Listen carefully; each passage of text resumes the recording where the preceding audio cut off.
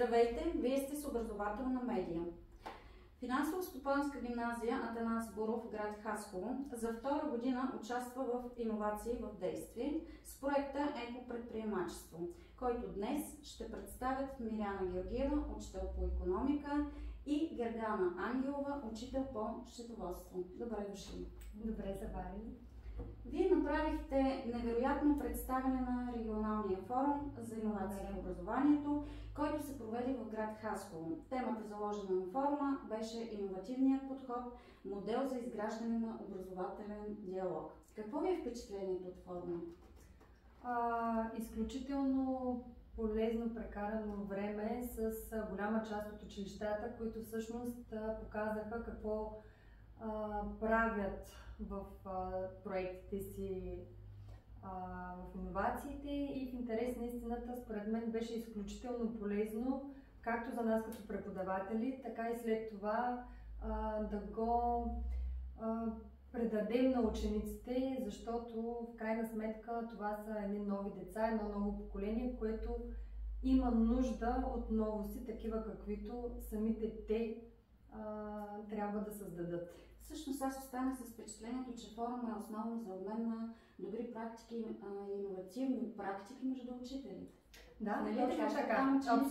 Абсолютно. Как да се прехвърли това като информация върху учениците? Когато учителите обогатяват себе си, обогатяват практиката си, неминуемо това е нещото, което трябва да предадат на учениците. В крайна сметка, това е нашето призвание като учители. Всичко, което можем по най-иновативния и нов съвременен начин, то да бъде предадено на учениците. Форума основно е полезен за нас. Ние, учителите, да обменим информация и оттам да я предадем на учениците. Да се усъвършенстваме, за да сме готови за тях. Контактите, които всъщност предадохме по време на самия форум, ето в момента. Това в момента се случва, защото ние обменихме информация, която решихме, че трябва да споделим с нашите зрители. Вашият проект е Екопредприемачество. Той е към вашата професионална подготовка и чрез него прилагате идеята за опазване на околната среда чрез кръгова икономика. Обяснете го на зрителите възможно най-обосновано, така че да го разберат, За нас екопредприемачеството е от изключително голямо значение. Не само в училище да го предадем на тези три паралелки, а идеята ни е то да бъде разпространено възможно сред най-голям кръг от хора. Екопредприемачеството е начин, по който да свържем природата и опазването на околната среда с това да се направи бизнес от всичко това.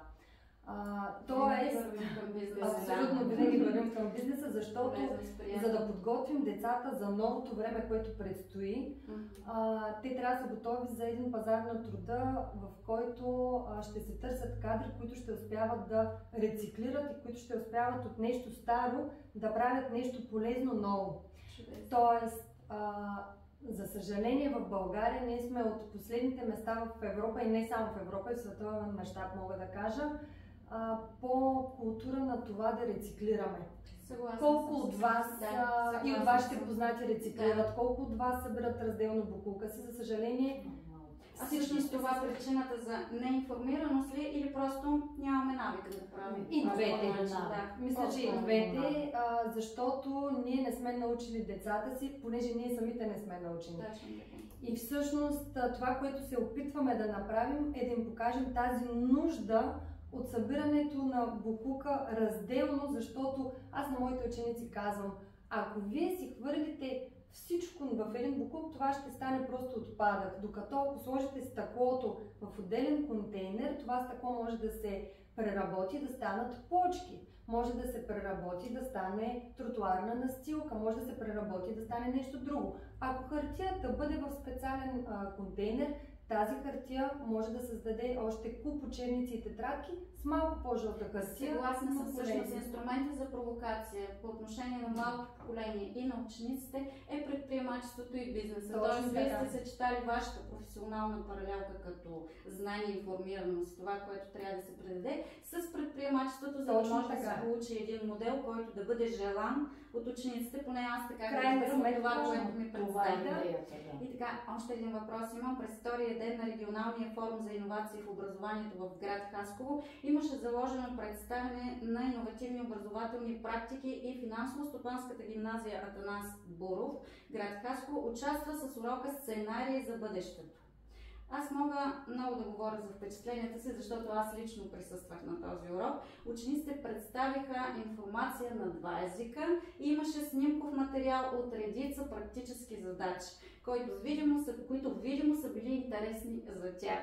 Може ли да ни запознаете с част от презентацията? Разбира се. За да може ние да покажем на зрителите. Разбира се. Проектът, както казахме, е да запознаем децата с предизвикателствата на утрешния ден и на необходимостта и нуждата всеки следващ нов бизнес да бъде иновативен, т.е. да бъде съобразен с природата, понеже всеки един продукт е дело на някакъв природен ресурс, който ние преработваме, за да стане крайен продукт и за да задоволи някаква потребност.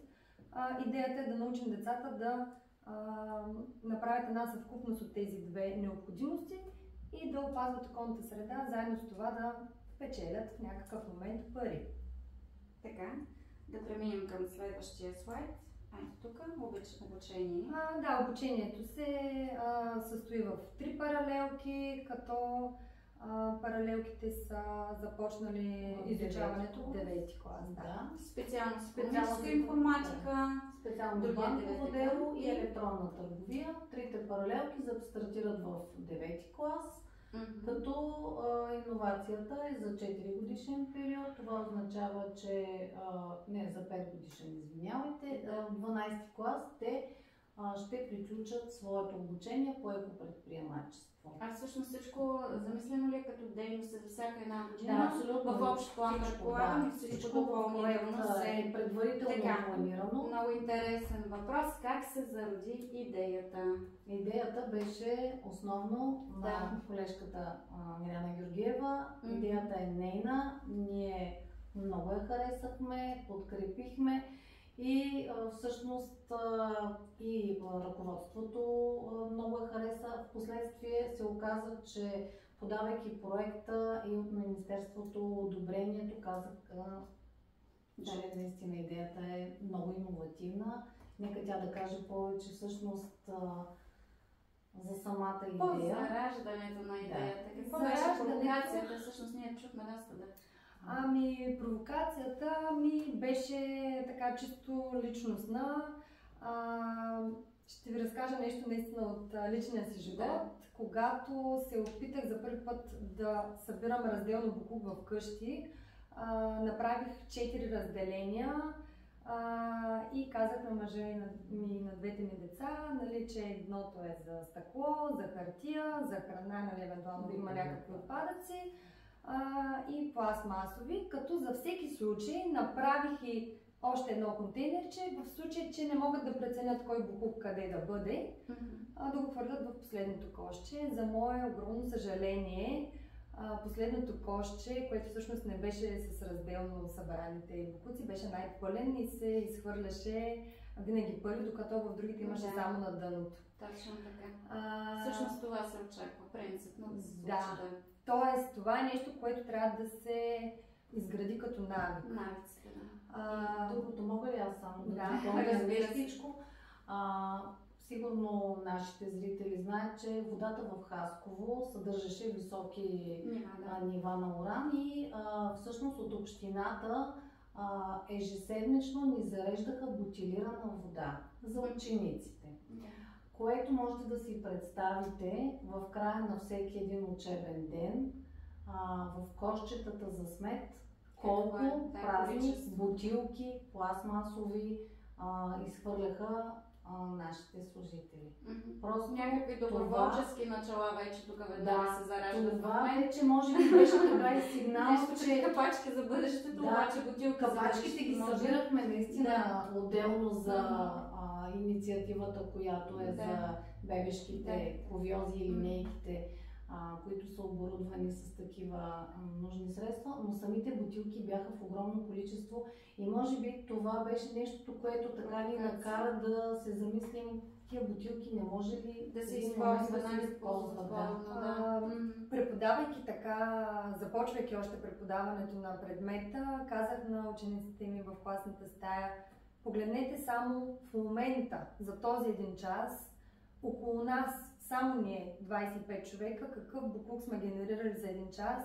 Им казвам, сега си представете в цялото училище, сега започнете да се визуализирате в целия град, във всеки един офис. Абсолютно, и след това цялата страна, целия свят и въобще глобално, ако човек се замисли, обаче никой не гледа глобално, това е проблема и затова всякакви нови течения, принципа на прокарването на някаква нова идея, добра или лоша, винаги минава по този начин. Ако е добра, е малко по-трудния вариант, а лошите неща някак се минават без значение, нали, за какво говорим, и в един момент се оказва, че ние сме в един нов свят, в който ние изобщо не сме готови, обаче някой някъде там е прокарал някаква идеология, която просто обществото не е осъзнало и не е разбрало.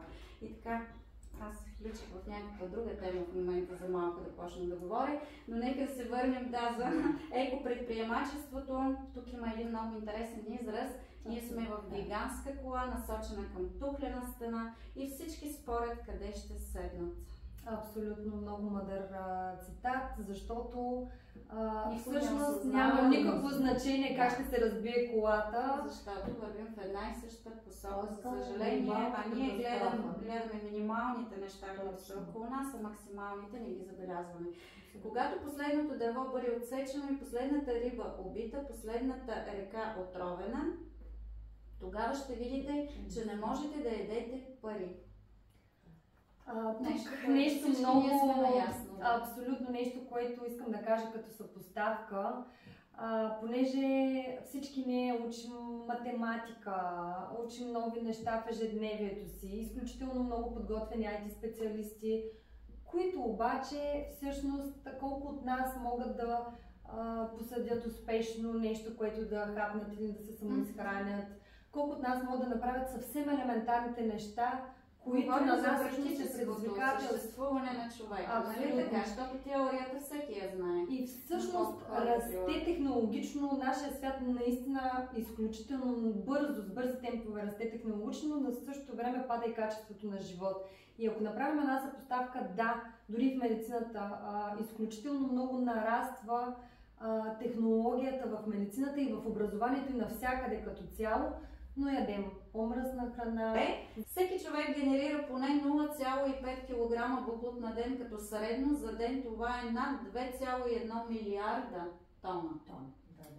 Отново говорим за глобалната картина. Това, което в момента представяме на нашата презентация, всъщност са факти, които учениците сами, използвайки социални мрежи, те са обратната връзка. Всъщност ние получаваме от тях.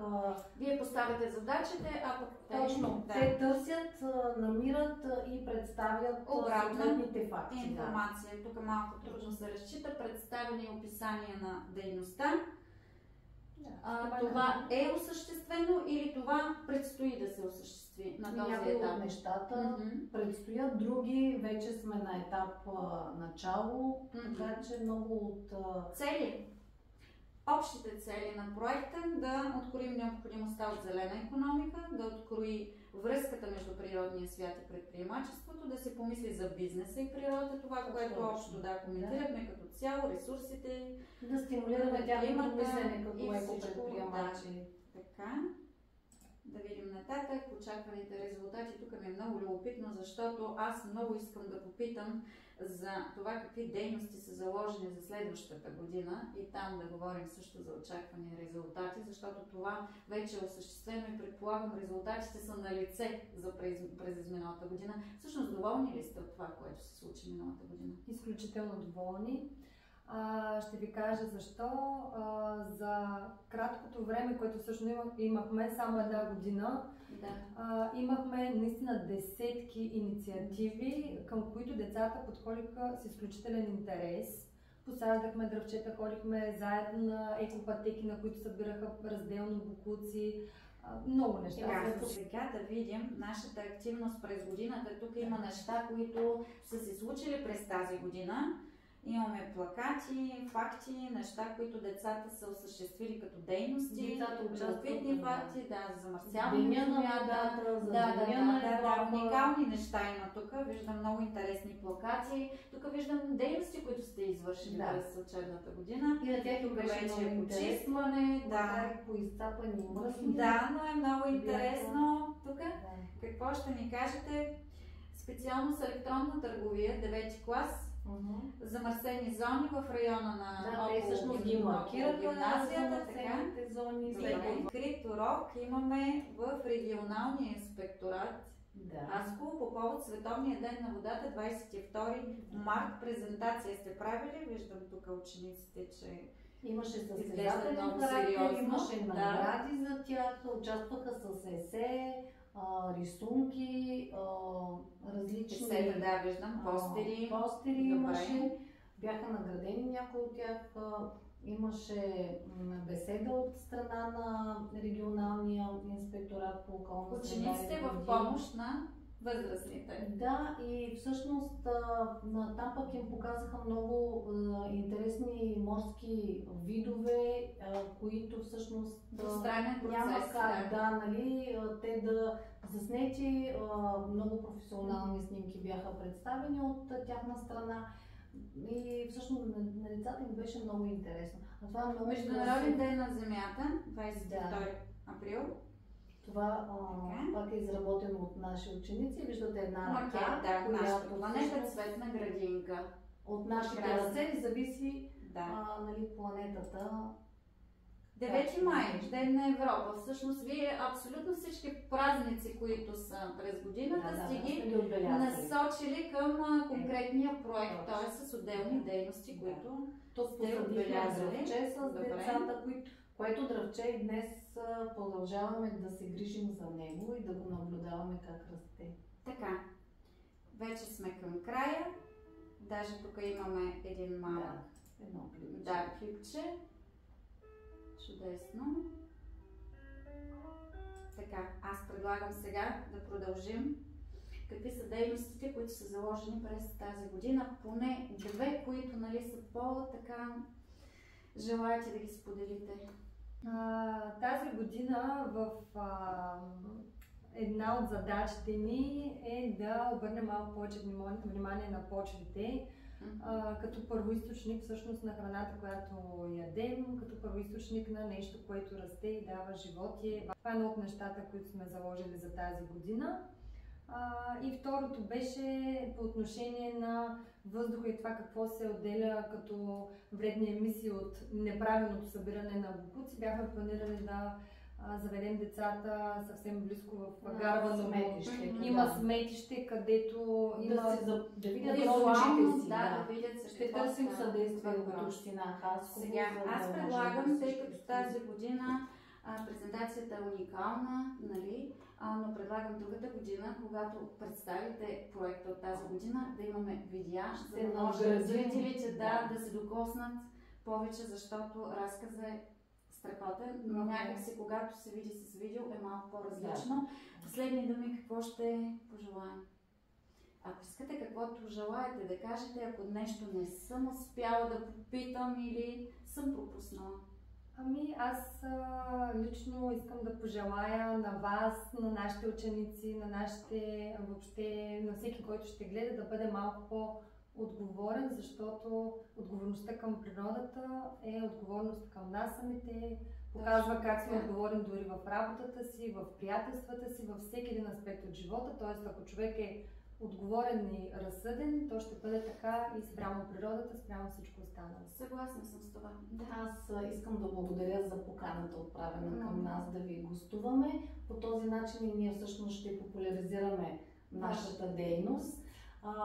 Предполагам, че ще колеги наши ще ни потърсят за контакт, а ние също сме отворени, нали, и желаем някой пък от бизнеса, който се занимава с такава кръгова икономика, да ни потърси, за да ни бъде ментор на нашата дейност. Така че отворени сме, благодарим за това и се надяваме наистина децата да ги изградим като едни отговорни предприемачи и бъдещи екопредприемачи. Това е бъдещето всъщност.